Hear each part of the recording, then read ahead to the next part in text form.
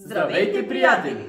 Дойде и нашият ред да ви разкажем за един традиционен празник, който се празнува по това време на годината. Дори не един, а цели два обичая. Аз съм Евгений. А аз съм Ели и ще ви разкажем за мистиката около обичая гонене на змей и молитвите на пеперудата за дъжд. Останете до края на епизода и с рубриката Опознай традицията! И двата обичая не са календарно обвързани и няма точно определен ден, в който се изпълняват, а когато настъпи продължителна суша и народът започне да се притеснява за посевите и реколтата си. Обикновено това се прави пролетта, в разгара на лятото или при нужда.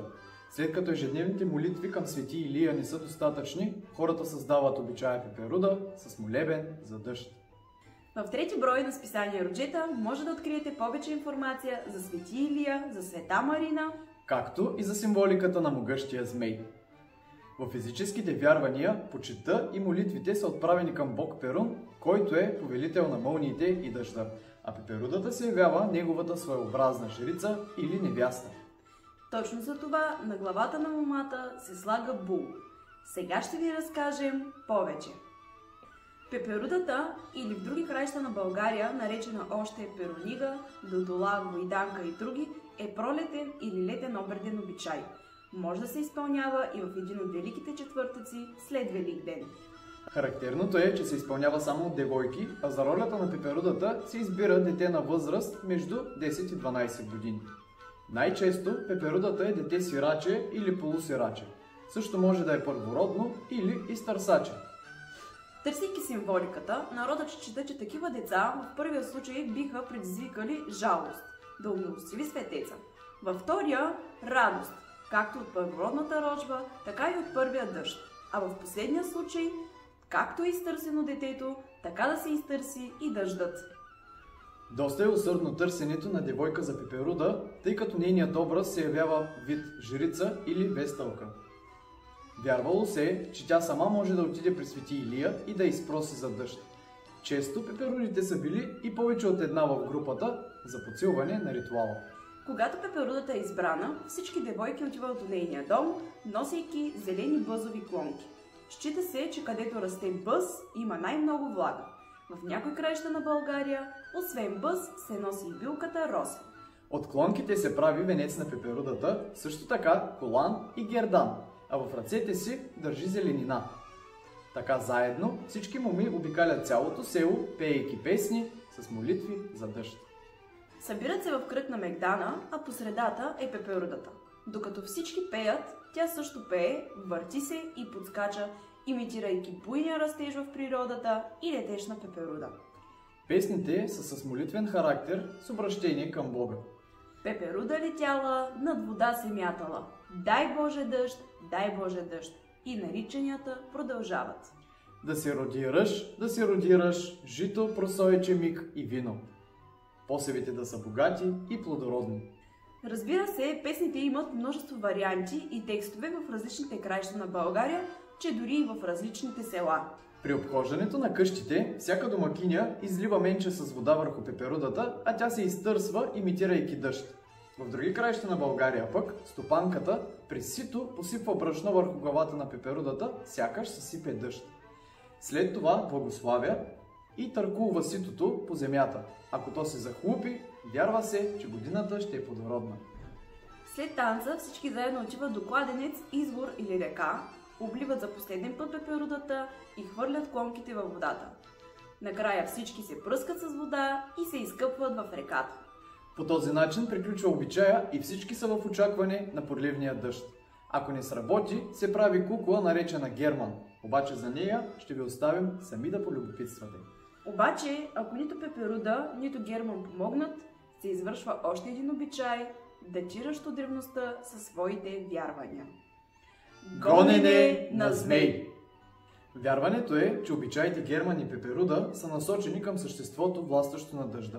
И щом не постигнат желания резултат, то причината за сушата е змей, който се е заселил в селото или околностите му.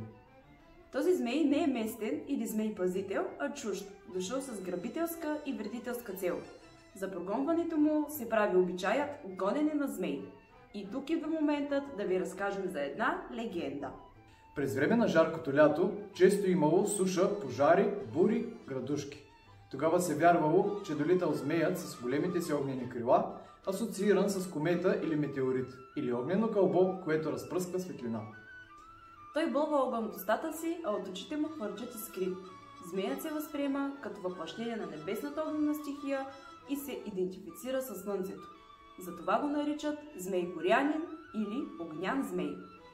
Светъл и блестящ като злато, той се асоциира с небесната дъга или бял облак, което дава основание да се отъждестви с бял бог или богът на слънцето. В други случаи змеят се свързва с молнията и гръмотевицата или с черен облак – черни бог.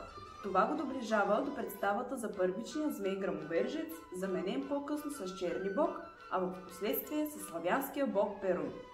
До тук легендата малко разяснява за древните вярвания на нашия народ и за причините за сполитащите ги бедствия. А сега предстои да чуете и още. Змеят или змийцата често залюбват хубава девойка или момък и се женят за тях. Залюбените от змей заболяват, стават бледи, стърнят от другите хора и са дълбоко нещастни. Интересна е змейовата сватба. Сред гръм и огън идва змейската кучия, за да отведе змейовата булка. А когато отвлича своята невяста, змеят е във вид на вихър или яхнал кон. Затова се смята, че вихърът е самодивска или змейова сватба. Често хората се опитват да се отърват от змейовата тежка любов, чрез поливане с отвари от специални билки, които змеят ненавижда. За да се спасят от сушата и летния огън, в някои краища на България и в отделни селища правили обредно гонене на змей. Сега ще ви разкажем и малко повече за самият обичай. Когато общността вземе решение да се проведе обичая, селският глашатай обикаля цялото селище и с викане известява кога ще се проведе той. Това се прави с цел хората в уреченото време да оставят отворени дворните и къщните порти, за да може гончиите да проникнат навсякъде, тъй като се смята, че змеят може да се изкрил в къщата, в двора или по пътеките из селото. Освен това, по този начин се предупреждават и младите моми, булките и жените да се скрият, за да може подгоненият змей да не ги грабне. Участниците в прогонването на змея са млади момци, ергени или женени мъже, задължително едри и силни физически. Никой от останалите членове на общността не бива да знае кои са гончиите, защото тогава змеят няма да може да бъде прогонен. Сега слушайте.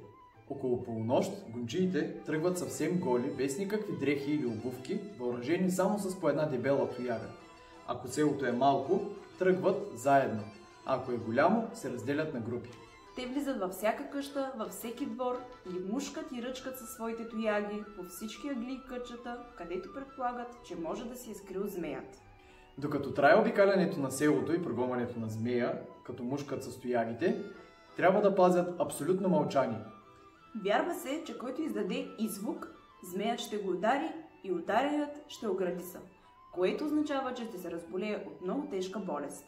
Също така, всички жители на селото трябва да бъдат скрити и да пазят тишина, защото който се покаже, гончиите не го жалят, ами го бият и него, защото се смята, че змеят може да се е вселил в него.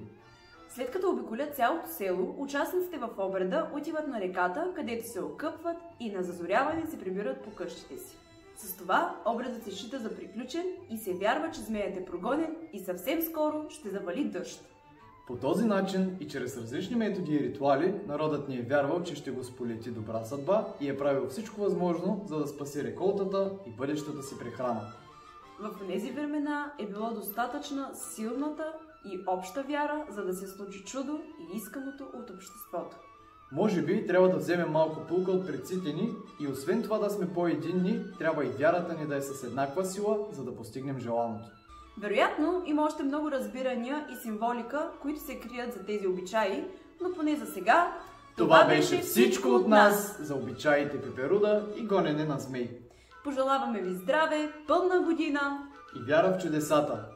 Абонирайте се за нашия канал с камбанката, за да не пропуснете следващите епизоди. Надяваме се да ви е било интересно. Предайте нататък, А от нас до нови срещи!